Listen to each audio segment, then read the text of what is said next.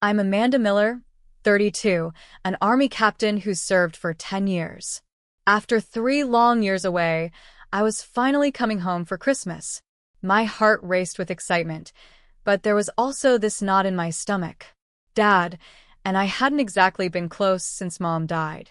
As I waited to board my flight, my phone buzzed. A message from my father that made my blood run cold. Before I tell you what that message said and how it changed everything, let me know where you're watching from in the comments and hit that subscribe button if you've ever felt that mix of excitement and dread when returning home.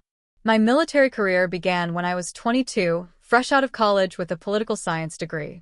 Most of my classmates headed to law school or corporate jobs, but something in me yearned for something different. My father wanted me to become a teacher like my mother, settle down in our small Pennsylvania town, and live a normal life. But normal wasn't what I wanted. The day I told him I'd enlisted, his face turned a shade of red I'd never seen before. "You're throwing away your education," he said, pacing our kitchen floor. "Your mother would be so disappointed." That hurt more than anything, using Mom against me. She'd passed away from ovarian cancer during my senior year of college, and her absence was still a raw wound for all of us. Rising through the ranks wasn't easy, especially as a woman. I started as a second lieutenant and worked twice as hard as my male counterparts to prove myself. My commanding officers often commented on my analytical skills, which led me to military intelligence. I found I had a knack for pattern recognition and strategic assessment. The challenges were immense, but so was the satisfaction of overcoming them. My first deployment to Afghanistan came just 18 months after enlistment. I remember calling home the night before shipping out, hoping for some words of encouragement from Dad. The conversation lasted barely 3 minutes, ending with him saying, "Well, this is what you wanted." My brother Jason got on the phone after and tried to smooth things over, but the damage was done. Jason was always the mediator in our family. 2 years younger than me, he worked as a civilian contractor who occasionally collaborated with military operations. He understood both worlds and tried his best to bridge the gap between Dad and me. "He's proud of you," Jason would insist during our calls. "He just doesn't know how to show it." Our home in Millfield, Pennsylvania, was the classic American small-town setting. White picket fence, backyard with an old oak tree, and Dad's prized rose garden that Mom had started. Richard Miller had been the high school football coach for 30 years before retiring just after Mom died.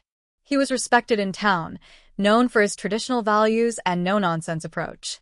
He coached his teams the same way he raised us, with high expectations and limited praise. Mom, Rebecca, had been the warmth in our household. An elementary school teacher beloved by generations of students, she balanced Dad's sternness with compassion. When she was diagnosed with stage 4 cancer, it was like the sun had been blotted out of our family sky. She fought for 18 months before passing away, and something in Dad seemed to die with her. My last visit home was 3 years ago, a week-long leave that stretched into an eternity of awkward silences and surface-level conversations. Dad and I circled each other like wary animals, neither willing to address the elephant in the room, that we'd become strangers who shared blood and memories, but little else. The visit ended with a stiff hug at the airport and his customary, "travel safe." I'd called less and less after that, our conversations becoming shorter and more infrequent. But this Christmas was supposed to be different. I'd recently been promoted to captain, a validation of my career choice that I hoped might finally earn his respect. My leave request had been denied 3 times before, with overseas operations taking priority. When the approval finally came through, it felt like a sign that maybe, just maybe, it was time for healing. I'd planned it all out, bringing gifts that actually meant something, not just duty presents. For Dad, I'd found a rare book about the 1978 Pittsburgh Steelers, his favorite team during their heyday. For Jason, a custom knife made by an Afghan craftsman I'd befriended during deployment. I was going to make Mom's famous cinnamon rolls on Christmas morning, a tradition we'd abandoned after she died. 3 years of built-up hope, 3 years of rehearsing conversations in my head, 3 years of imagining a reconciliation. all leading up to that moment in the airport when my phone buzzed with his message. The departure lounge at Bagram Air Base was crowded with service members heading home for the holidays. The atmosphere buzzed with excitement. Soldiers FaceTiming family members, showing each other gifts they'd purchased, and talking about the food they couldn't wait to eat.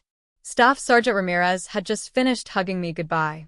"Bring me back some of that Pennsylvania scrapple, Captain," she joked. "And don't forget what we talked about. Stand your ground with your dad, but lead with love." Ramirez had become something of a confidant over the past year. At 45, she had a wisdom about family matters that I respected. She'd helped me draft dozens of versions of what I might say to my father when I finally saw him. I was checking my duffel bag one last time when my phone vibrated. Assuming it was Jason confirming pickup details, I smiled as I opened the message. But it wasn't from Jason. "Amanda." The message began, not Mandy, as he'd called me my whole life, not even honey or sweetheart. "Just Amanda. I think it's best if you don't come home for Christmas this year.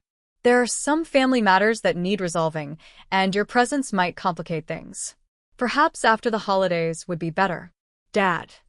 I read it 3 times, each time hoping the words would somehow rearrange themselves into something less painful. My hands trembled so badly, I nearly dropped my phone. The noise of the departure lounge faded away, replaced by a ringing in my ears. I felt lightheaded, almost detached from my body, as though I was floating above myself watching a movie of my life. "Captain? Captain Miller? Are you okay?" Ramirez's voice seemed to come from far away. She gently guided me to a nearby chair, concern etched on her face. "You look like you've seen a ghost." "My father doesn't want me to come home," I managed to say, my voice sounding strange even to my own ears. The words hung in the air, their weight crushing my chest. Saying it aloud made it real, in a way reading it hadn't. "Let me see," Ramirez said, and I handed her my phone. Her expression hardened as she read. "With all due respect to your father, Captain, this is bull. After 3 years? And over text? No explanation." My mind raced through possibilities. Was he sick? Was Jason in some kind of trouble? But why be so vague? We'd never been a family that talked openly about feelings, but this felt different. More final somehow. I called Jason immediately. It went to voicemail. I texted. "Just got Dad's message. What's going on?"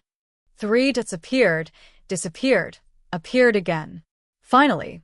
"It's complicated. Call when you land in Philly. Don't change your plans."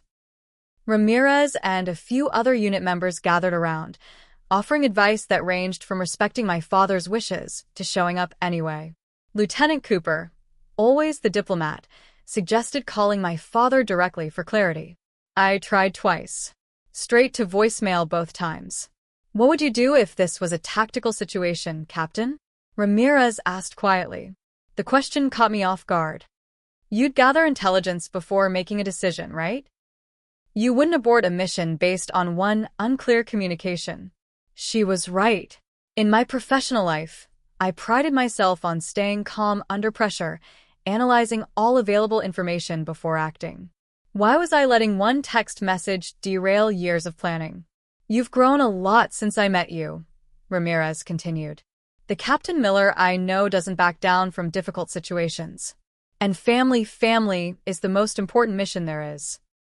As my boarding call came over the loudspeaker, I made my decision. I would go home. Whatever family matters needed resolving, I deserved to be part of that resolution. I'd faced insurgents and survived firefights. Surely I could face whatever awaited me in Millfield, Pennsylvania.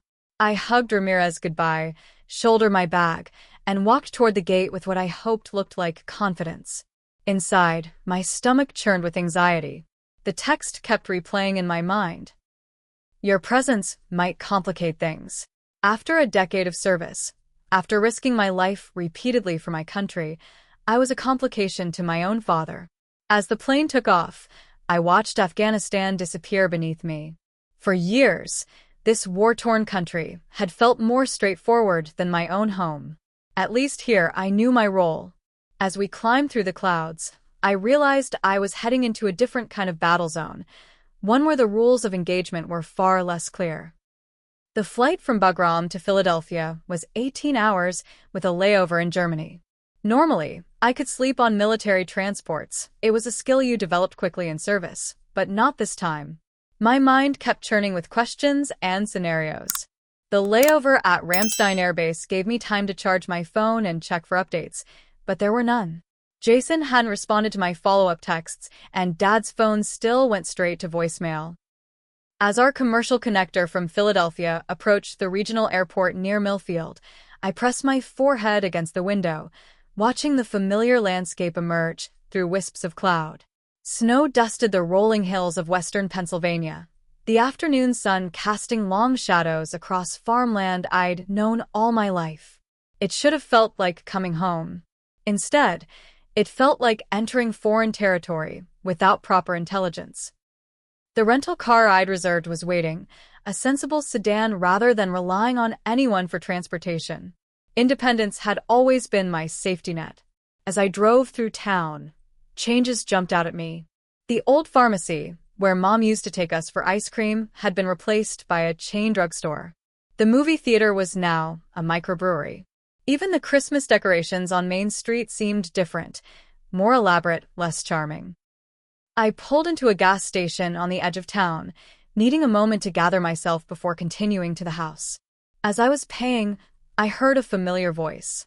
"Amanda Miller? Is that really you?" I turned to find Sarah Thompson, my best friend from kindergarten through high school. We'd lost touch after college, connecting only through occasional social media likes. She looked essentially the same, just with shorter hair and the confident posture of someone comfortable in their skin. "Sarah." "Hi." I managed, accepting her quick hug. "Just got in for Christmas." "I heard you might be coming back," she said, her eyes not quite meeting mine. "Your dad mentioned it at the Knights of Columbus dinner last month." So he'd been telling people I was coming home. Whatever had changed his mind had been recent. "How is he?" I asked carefully. "We haven't talked much lately." Sarah's hesitation was brief but noticeable. "He's good. Different but good. His new situation seems to be working out well for him." "New situation," I repeated. Her eyes widened slightly. "Oh. I just meant, since retirement and everything." She glanced at her watch. "I should run, but we should catch up while you're here. Text me." She hurried out, leaving me with more questions than answers. New situation? What wasn't she telling me? The drive to our house took me past familiar landmarks, my elementary school, the park where I'd had my first kiss, the corner where I'd crashed my bike and broken my arm at 11. Each sight triggered memories that felt simultaneously like yesterday and a lifetime ago. As I turned onto Maple Street, my childhood home came into view. The two-story colonial with green shutters had always been the backdrop of my concept of home, but something was different. Dad's truck wasn't in the driveway, but an unfamiliar SUV was parked on the street, facing the house. As I slowed down, the SUV's headlights flashed on, and it pulled away, driving past me. I couldn't see the driver clearly, but something about the situation raised all my intelligence officer instincts. I parked across the street, observing the house. New curtains hung in the living room window. The front door had been painted from green to navy blue. Most notably, the Christmas decorations were all wrong. White icicle lights instead of the multicolored bulbs Dad had always insisted on, a wreath with silver ornaments rather than the pine cone one Mom had made years ago. I tried calling Dad again. Voicemail. Jason. Voicemail. I sent Jason a text. "I'm outside the house. No one home. What is going on?" No response. After 20 minutes of waiting, I decided to try my key. It slid into the lock but wouldn't turn. They'd changed the locks.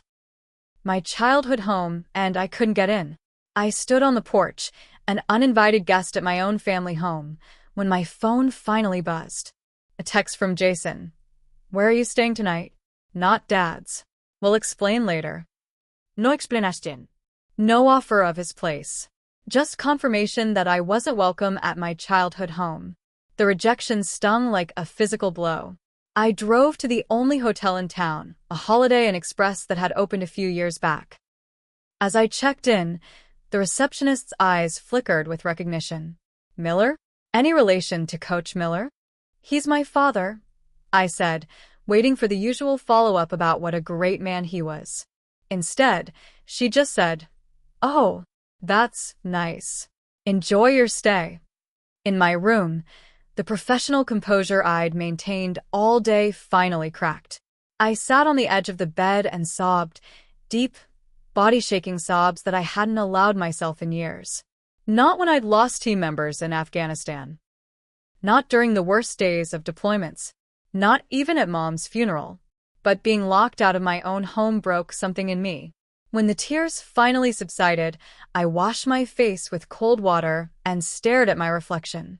Captain Amanda Miller looked back at me, shoulders straight, jaw set, eyes determined despite their redness.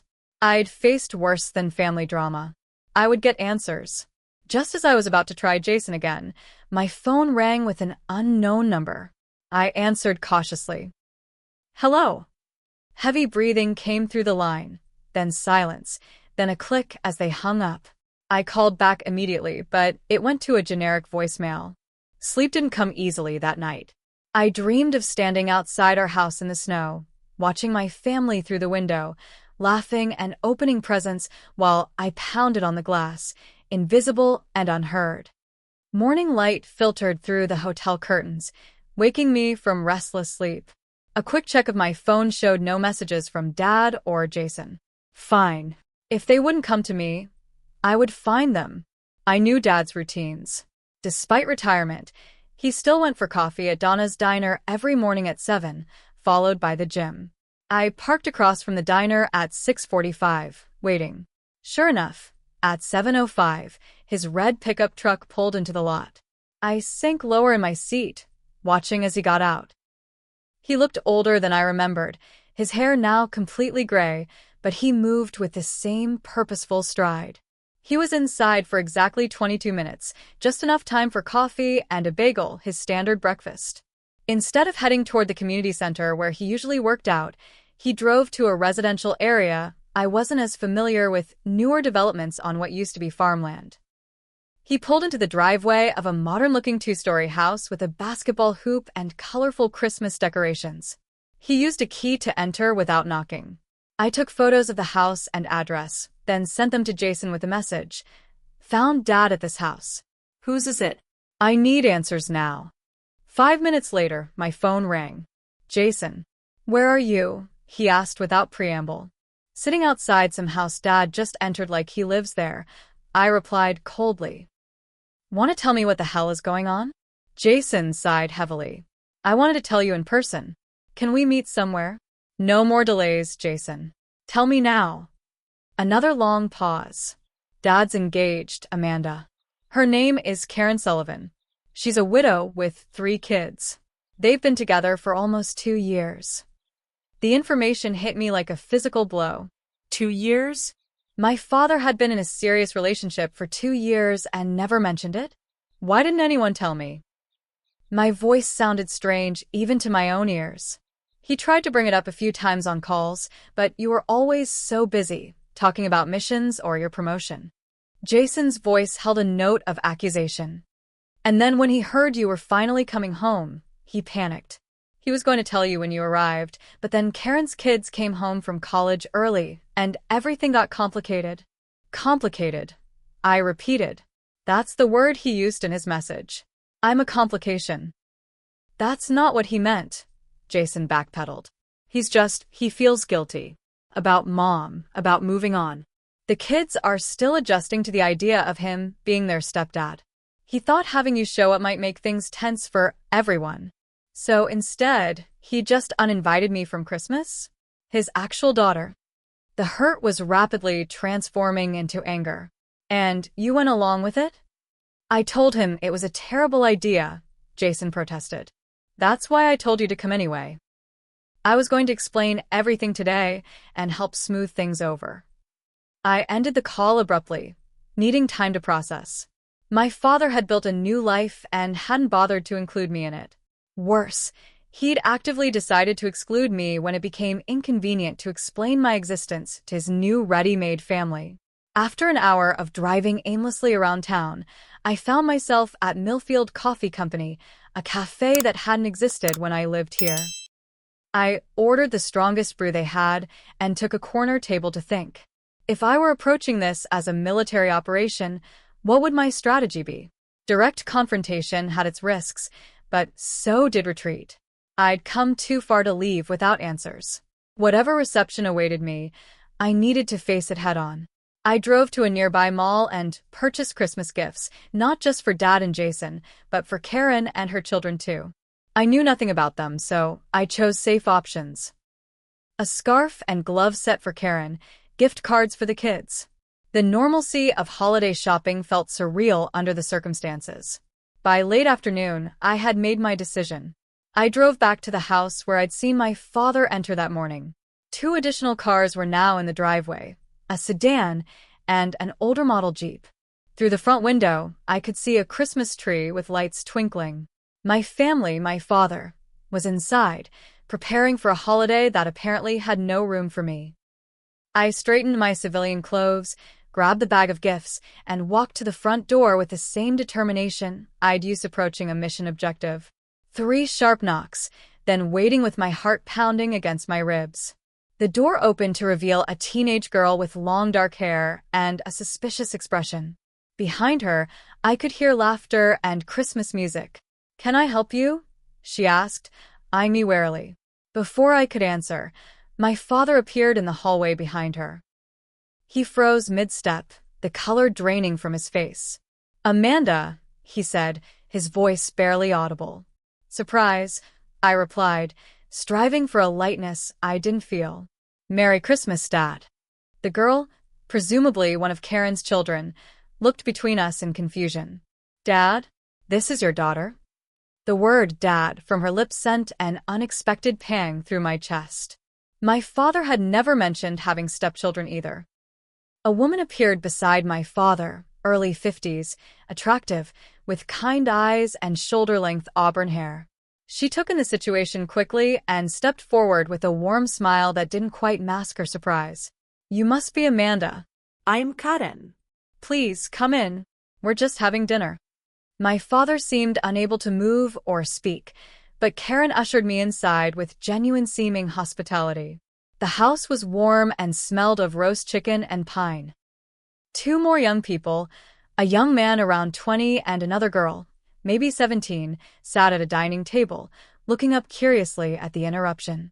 "Everyone, this is Richard's daughter, Amanda," Karen announced, her hand lightly touching my shoulder. "Amanda, these are my children, Megan," who answered the door, and Michael and Lucy at the table. Michael stood and offered his hand with a polite smile. Lucy gave a small wave. Megan just crossed her arms and returned to her seat at the table.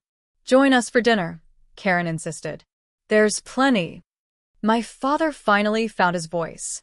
"Amanda, I wasn't expecting you until after the holidays." His tone carried a warning that everyone in the room could feel. "I got your message," I replied evenly. "But since I was already en route from Afghanistan, I decided to come anyway. I hope that's not too complicated." Karen's eyes widened slightly at my emphasis on the word, her gaze darting to my father. An uncomfortable silence fell over the room. "Afghanistan? You're in the military?" Michael asked, breaking the tension. "Army captain," I replied. "Intelligence division." "That's really impressive," Lucy said softly. "Well," Karen clapped her hands together with forced brightness, "let's add a place setting. Richard, help Amanda with her coat."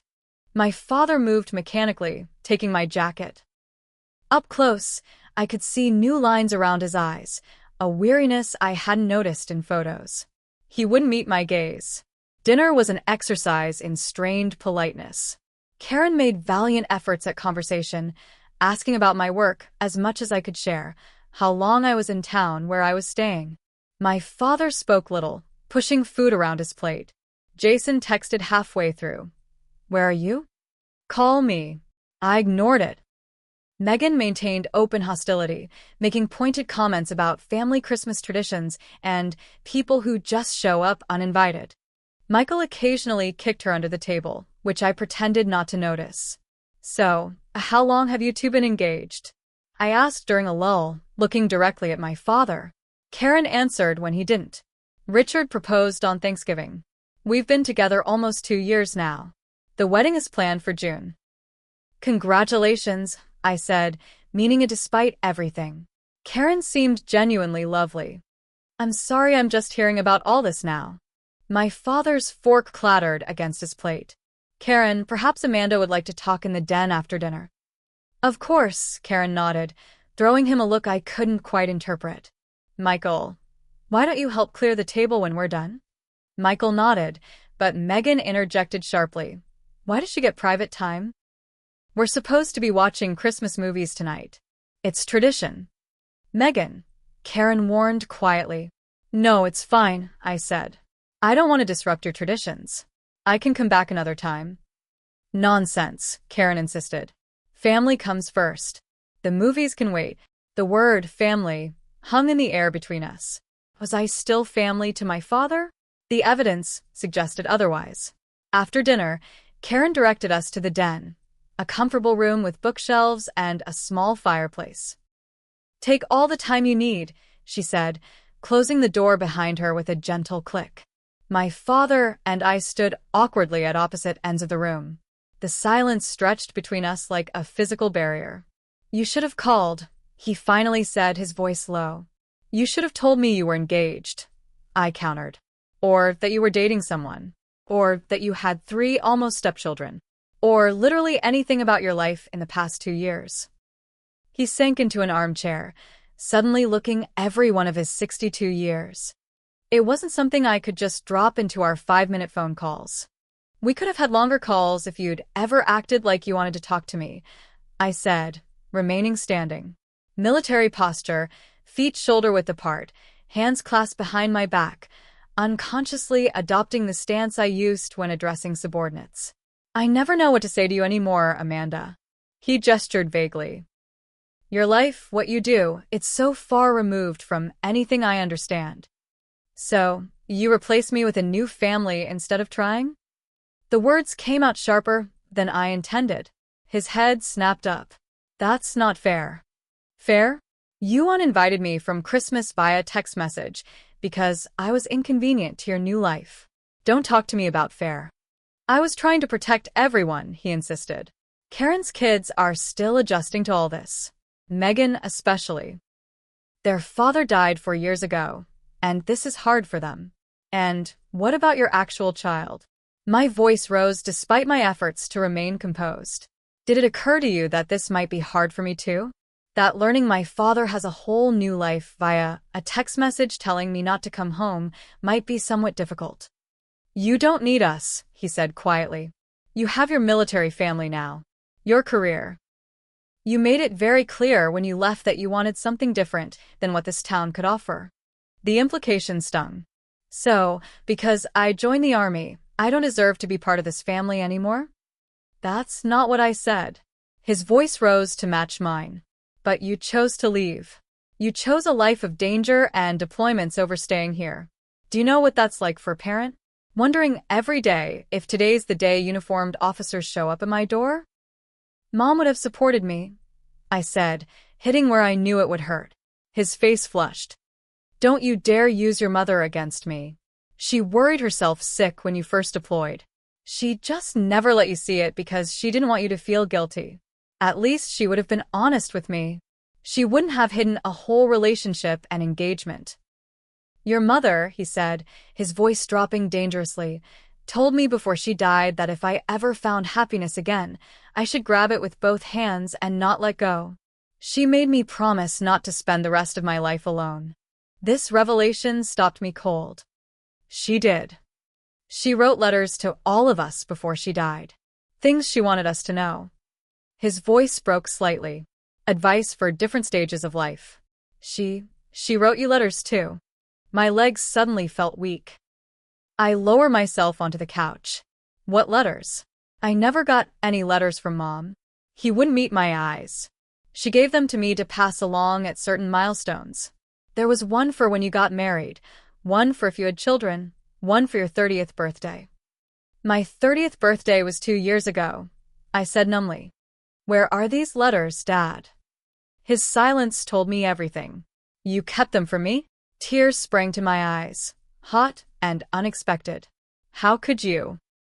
I was going to give them to you when you came home, but then you stopped coming home. His voice rose in frustration. You called twice a month for 5 minutes. You haven't spent a holiday here in 3 years. Because every time we talk, you make me feel like I've disappointed you. Like my service means nothing to you. I was shouting now, years of pent-up hurt pouring out. Do you have any idea what I've done, what I've seen? I've lost friends. I've been shot at. I've missed birthdays and holidays and funerals because my country needed me. And my own father can't even be bothered to tell me he's found someone new. I didn't know how to tell you, he shouted back. I didn't want you to think I was forgetting your mother. So, instead you forgot about me? My voice cracked, tears streaming down my face now. You created this whole new life and just wrote me out of it? What was your plan, Dad? Send me a wedding announcement after the fact? Hope I'd be deployed, so you wouldn't have to invite me? That's not fair, he repeated, but his protest sounded hollow even to him. I could tell. Where are my mother's letters? I demanded, wiping roughly at my tears. I want them. Now. They're not here. They're at the house. He looked away. I was going to. The door opened abruptly. Karen stood there, concern evident on her face.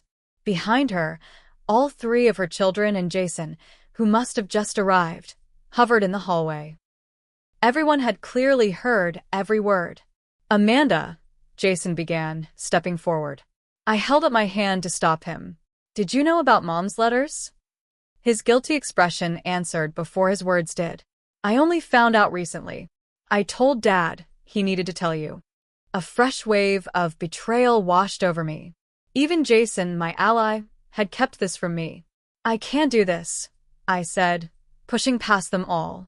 I can't be here right now. Amanda, wait. My father called after me.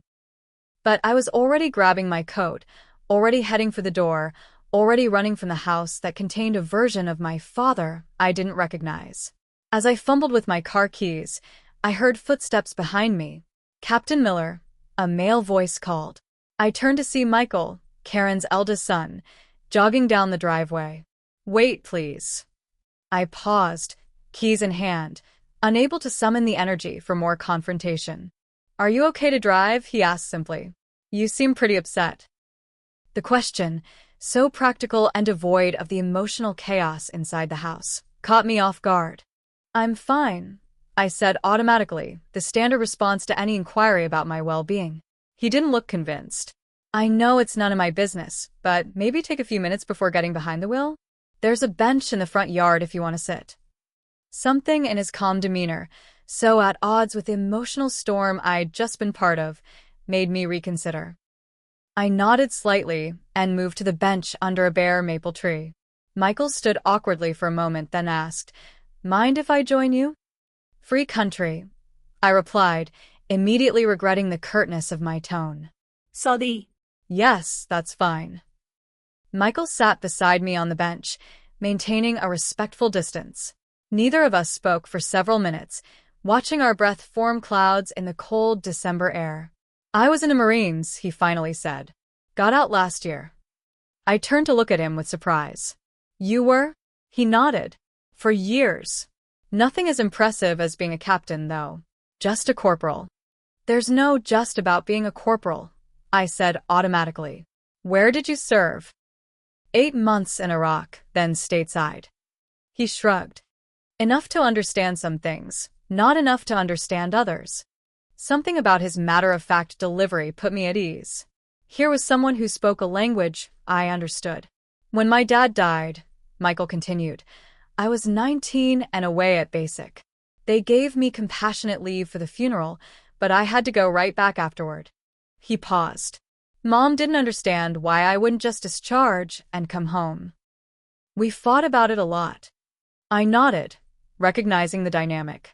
Your dad makes her happy, he said, changing direction. Like, genuinely happy. We hadn't seen her laugh, really laugh, since before Dad got sick. Your father brought that back. He seems different with her, I admitted. Softer. Grief changes people, Michael said. So does happiness. I think maybe he's been both. Inside the house, I could see figures moving behind the curtains. Someone, Karen probably, was gesturing animatedly while my father sat with his head in his hands. Look, Michael said, I'm not saying you don't have a right to be angry. If someone kept my dad's letters from me, I'd be furious. But from where I'm sitting, it looks like everyone's been stuck in their own perspectives, afraid to really see each other. His words resonated more than I wanted to admit. I'd been so focused on my father's failures to understand me that I hadn't tried very hard to understand him either. I should go, I said, standing up. Thank you for this. I gestured vaguely between us. There's a park about 2 miles from here, Michael offered. Riverside Park.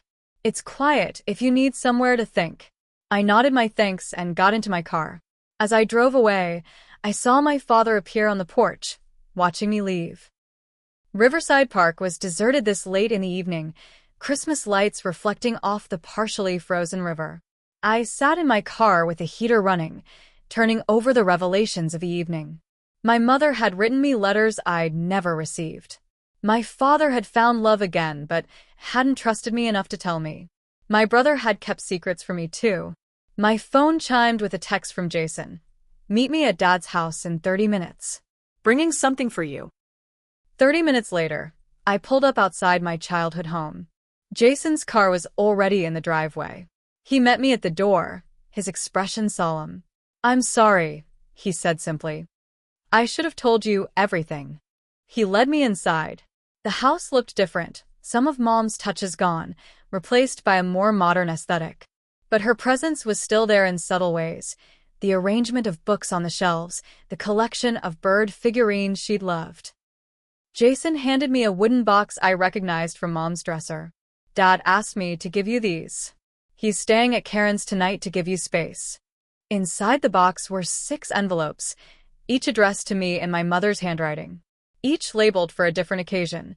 For your 30th birthday, when you feel lost, when you fall in love, if you have children, when you need to remember who you are, and one simply marked Christmas. With trembling hands, I opened the Christmas one first. My dearest Amanda, it began in Mom's familiar script. If you're reading this at Christmas, I'm guessing it might be a difficult one. The holidays have a way of magnifying both joy and pain. Whatever you're feeling right now, whether it's grief for me, conflict with your father, or simply the weight of time and distance, I want you to know that family isn't static. It grows, changes, evolves. Sometimes it breaks apart before finding new ways to come together. Tears blurred my vision as I continued reading. Mom wrote about her hopes that Dad would find happiness again, her pride in my courage to forge my own path, her confidence that I would build a life of purpose.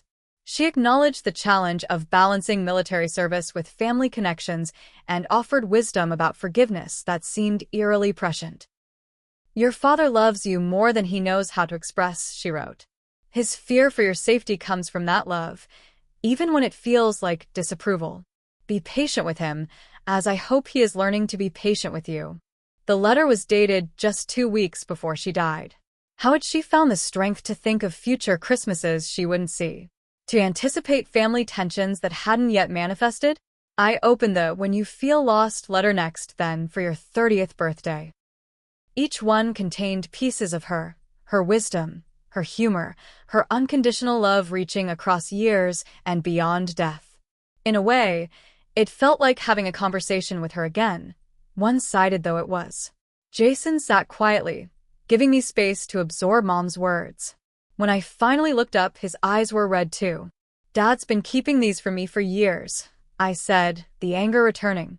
It's more complicated than that, Jason replied. He tried to send the birthday one when you turned 30, but you were deployed with limited contact. When you got back, he was going to give it to you in person, but that was when you two had that big fight during your last visit home.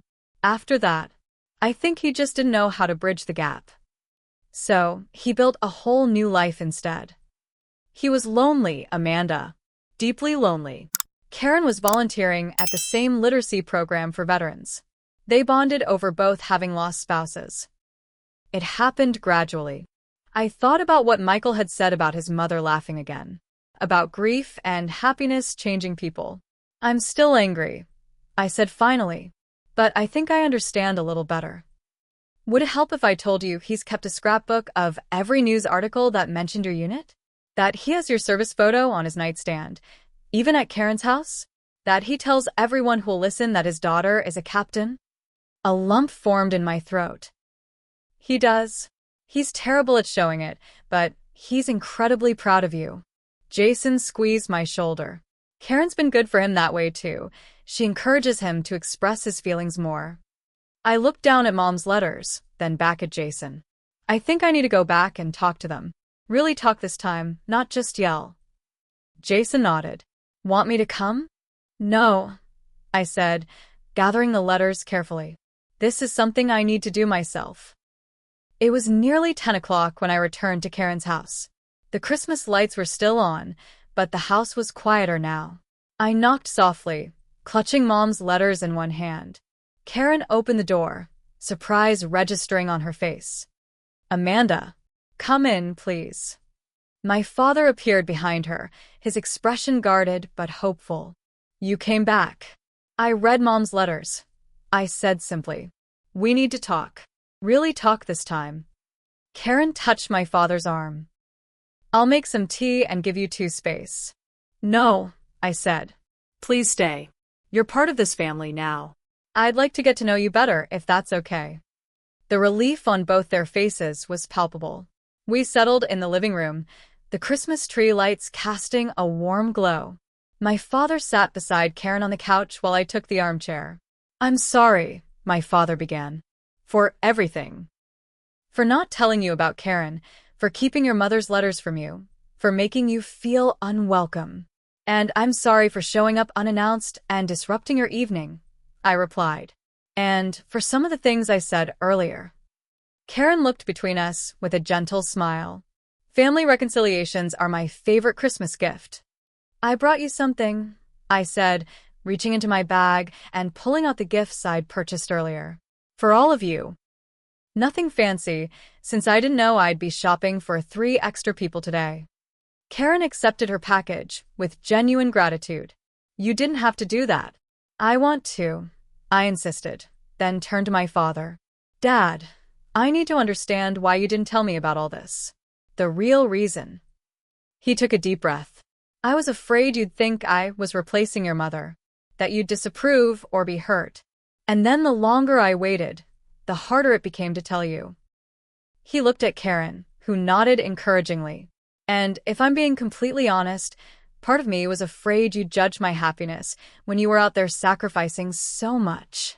I would never begrudge you finding happiness again, I said softly. Mom wouldn't either, clearly. I know that now, he acknowledged. Reading her letters helped me too. But knowing something and feeling it are different things. I understand that better than you might think. I leaned forward. But Dad, keeping those letters from me, that wasn't your decision to make. Those were Mom's words to me. You're right, he admitted, his voice thick with emotion. I was wrong, and I'm truly sorry. There's no excuse. Just then, Michael appeared in the doorway, with Lucy and a reluctant-looking Megan behind him. We heard talking, Michael explained. Wanted to make sure everything was okay. Join us, Karen invited. Amanda's going to be spending Christmas with us after all. Megan's expression remained skeptical, but she entered the room with her siblings. They settled on the floor near the tree. I want to apologize to all of you too, I said, looking at Karen's children. For interrupting your family traditions and causing drama. It's cool, Lucy said with a shy smile. Michael told us you're an army captain. That's pretty awesome. And now I'm curious about these letters everyone's talking about, Michael added. I held up Mom's Christmas letter. My mother wrote these before she died. Wisdom and advice for different moments in my life. I turned to my father. Would it be okay if I read part of this one aloud? I think Mom would have wanted everyone to hear it. He nodded, too emotional to speak. I read the passage about family evolving and finding new ways to come together. When I finished, there wasn't a dry eye in the room. Your mom sounds like she was really smart, Megan said quietly, her first non-hostile words to me. She was, my father, and I said in unison, then looked at each other with surprised smiles. What were your Christmas traditions? Karen asked. With your mom? For the next hour, we shared stories, my father and I telling Karen and her children about Mom's cinnamon rolls on Christmas morning, the yearly ornament exchange, the Christmas Eve reading of The Night Before Christmas. In turn, they shared their traditions, leaving shoes out for St. Nicholas on December 6, making tamales together, a tradition from Karen's Mexican-American mother, watching Die Hard on Christmas Eve. It is a Christmas movie, Michael insisted. Maybe we could combine some traditions this year, Karen suggested tentatively.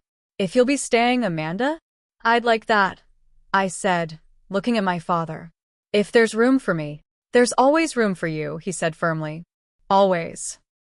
The next morning, Christmas Eve, we visited Mom's grave together.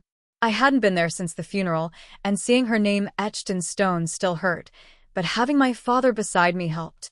We placed poinsettias and stood in contemplative silence. She would have liked Karen, I said finally. I think so too, my father replied. They have the same kind of strength. That evening, we made tamales in Karen's kitchen, a messy, flower-covered affair that had everyone laughing.